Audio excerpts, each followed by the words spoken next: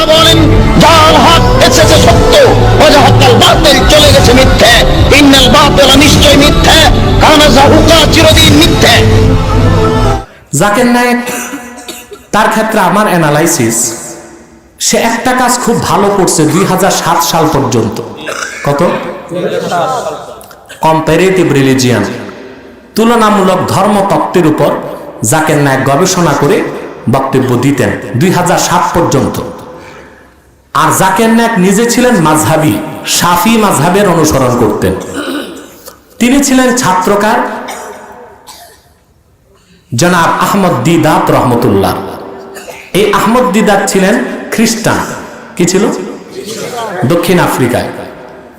তো একদিন দক্ষিণ আফ্রিকায় মুসলমান আলেমদের সাথে খ্রিস্টানদের বহস হবে। তো ব্রিটিশ আমলে একজন নামকরা আলেম ছিলেন হযরত আল্লামা রহমতুল্লাহ কিরান ভি রহমতুল্লাহ। তিনি যেখানে বক্তব্য দিতেন খ্রিস্টানরা মুসলমান হয়ে যেত। ইংরেজরা তাকে যখন নির্যাতন করলো, তিনি চলে গেলেন মক্কায়। তিনি খ্রিস্টানদের বিরুদ্ধে একটা কিতাব লিখলেন, ইজহারে হক। আরবিতে এত মোটা বড়।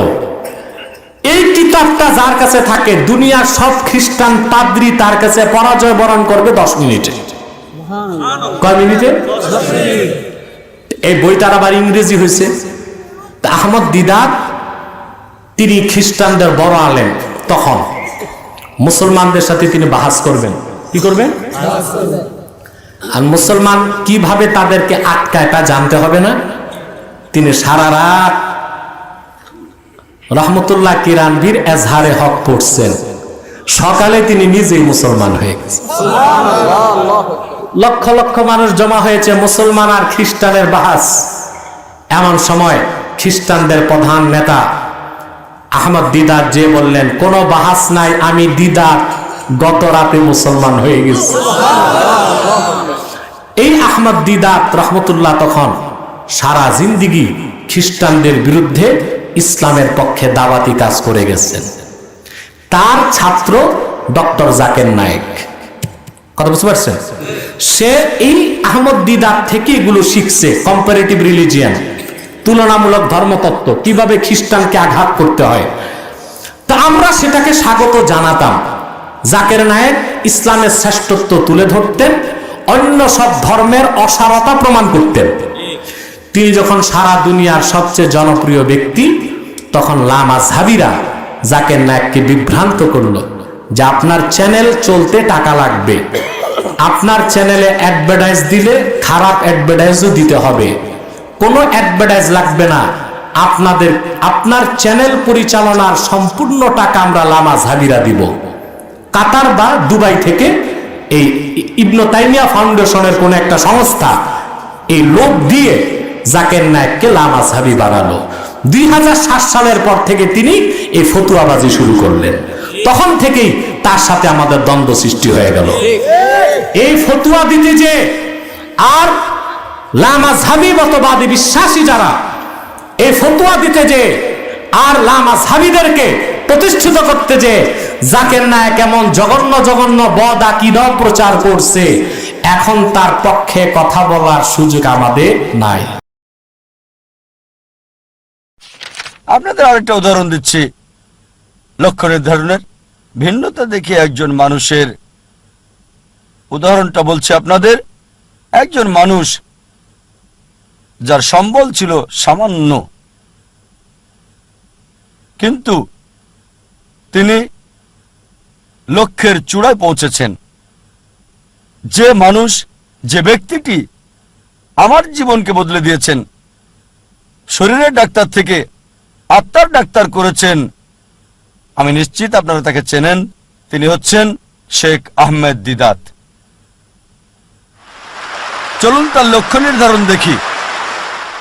শেখ আহমেদ দিদাত, যদি আপনারা তার জীবনী পড়েন তাহলে দেখবেন যে পড়ালেখা করেছেন 6ষ্ঠ শ্রেণী পর্যন্ত মাত্র। তার কারণ ছিল সাংসারিক অভাব, বাধ্য হয়ে পড়ালেখা ছেড়ে দেন তিনি। 6ষ্ঠ শ্রেণী পাশ করার পর লেখাপড়া ছাড়তে বাধ্য হলেন। সামান্য সম্বল নিয়ে নিজের দেশ ভারত জন্মস্থান ছেড়ে চলে গেলেন দক্ষিণ আফ্রিকায়। তিনি কাজ করতেন সেলসম্যানের, ফার্নিচারের দোকানে দোকানে ড্রাইভিংও করেছেন তিনি ইত্যাদি। আর দক্ষিণ আফ্রিকায় থাকাকালীন তিনি নিয়মিত খ্রিস্টান মিশনারিদের বিড়ম্বনা শিকার হতেন, যারা বলতো ইসলাম একটা অনুপযোগী ধর্ম, নির্দয় ধর্ম। তারা ইসলামকে আক্রমণ করত। আর যেহেতু হ্যারাসমেন্টের শিকার, তার মনে একটা ইচ্ছা আসলো, ইসলামের বিরুদ্ধে সব অভিযোগের আমি উত্তর দিতে চাই সেই সব খ্রিস্টান মিশনারিদের। এই খ্রিস্টান মিশনারিদের ইসলামের বিরুদ্ধে বলার উপযুক্ত জবাব দিতে চাই। চিন্তা করেন, ষষ্ঠ শ্রেণী পর্যন্ত পড়া একজন মানুষ, তবে অবশ্যই আল্লাহর উপর ভরসা ছিল। তিনি চেষ্টা করেছেন। একটা বই তাকে বেশ নাড়া দিয়েছিল, ঘরের মধ্যে ময়লা জমে থাকা একটা বই। এই বইটা তাকে নাড়া দিয়েছে, যেটার নাম ইজহারুল হক, সত্যের প্রকাশ, লেখক মাওলানা রহমতুল্লাহ কিরানবী। আর ওই বইয়ে লক্ষ্যের নির্দেশনা পান, এভাবে শুরু করেছিলেন। আর 40 বছর ধরে সংগ্রাম করেছেন। তিনি চ্যালেঞ্জ করেছেন খ্রিস্টান ধর্মের রথী মহারথীদের। চিন্তা করেন, 6 পাস একজন মানুষ 40 বছর সংগ্রাম করেছেন, পৃথিবীর সেরা খ্রিস্টানদের সাথে চ্যালেঞ্জ করেছেন।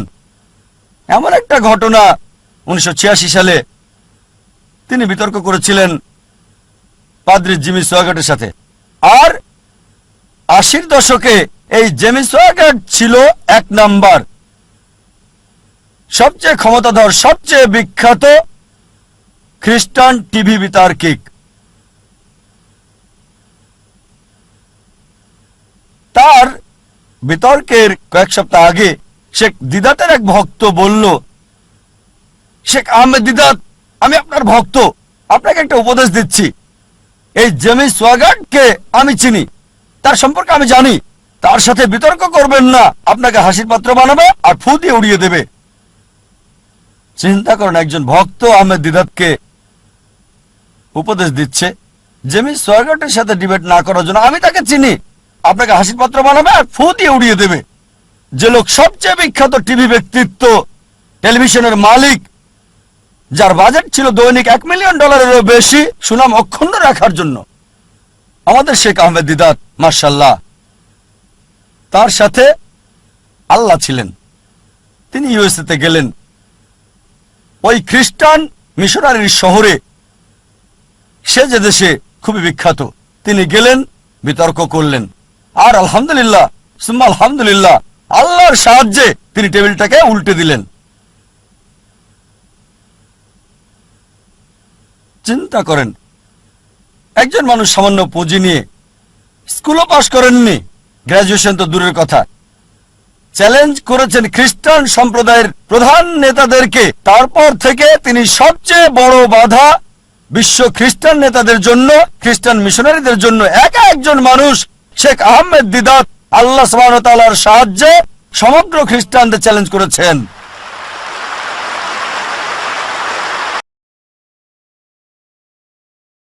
Sheikh Ahmed Didat, I greet you and welcome you on behalf of the audience. Now, I think it is the right of the audience that they know you, that they know the private personal facets of Ahmed Didat, the life history of Ahmed Didat in his youth, his beginnings, his life march, and how he reached what he has fulfilled.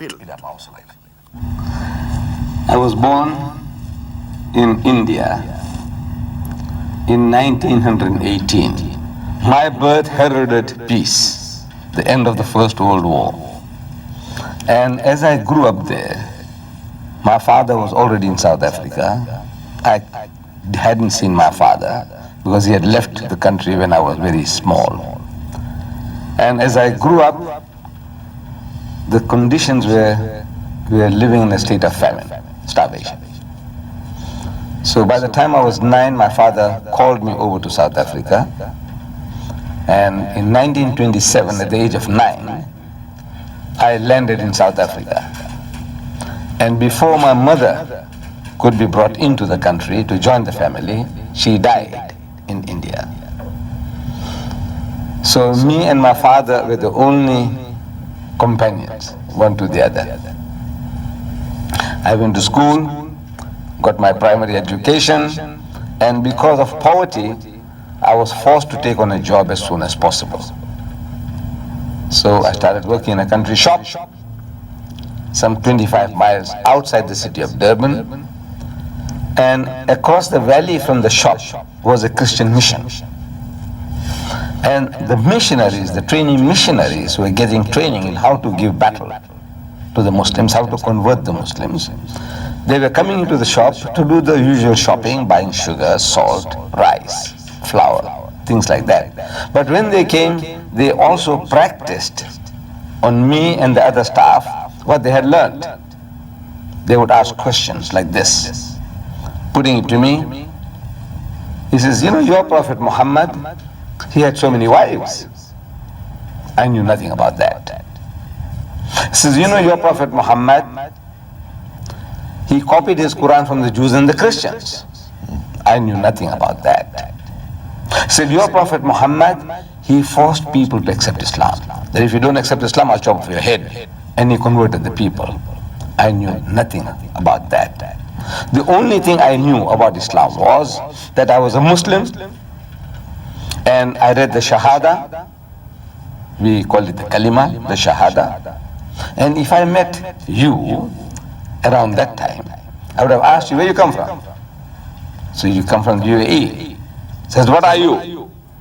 Suggesting to you, are you a Muslim or what? So you say, no, I'm a Muslim. So I said, read the Shahada. And if you could read the Shahada, if you said, La ilaha illallah, Muhammadur Rasulullah, you pass. To me, you are a Muslim. If you can't say that, you are not a Muslim. If you can utter that, you are a Muslim. What it meant, I didn't know. It was like a magic formula. If one can say it, he becomes a Muslim. If he can't say it, he's not a Muslim. That's all. That's my knowledge of Islam. I prayed the way my father prayed. I fasted the way he fasted. And I knew that we Muslims don't eat pig, we don't drink alcohol, we don't gamble, we don't dance, and things like that. That was my knowledge of Islam. But these people are making life miserable for me. And there was no way out. Either I leave the job and run away, or fight back. But one cannot fight back without knowledge. But Allah is Musabbibul Asbab. He is the creator of opportunities. He had created in me a hunger for reading. See, maybe because of that loneliness, me and my father, what could we talk? The only two. We go and eat in a hotel and come and sleep in an apartment, sharing the quarters with other people. What can we talk? Nothing. So somehow I had developed a hunger for reading. I just must read anything, everything. Go to the library, read all the magazines, read all the books. And at one time it was hard for me to find a book which I hadn't read. So I had to keep on going through them. This I finished. This already had it. This I had. It was hard for me to find a book in the library which I hadn't browsed through. So this was the hunger that I had. And this hunger of mine led me to find a book called Izharul Haq. And this book changed my life.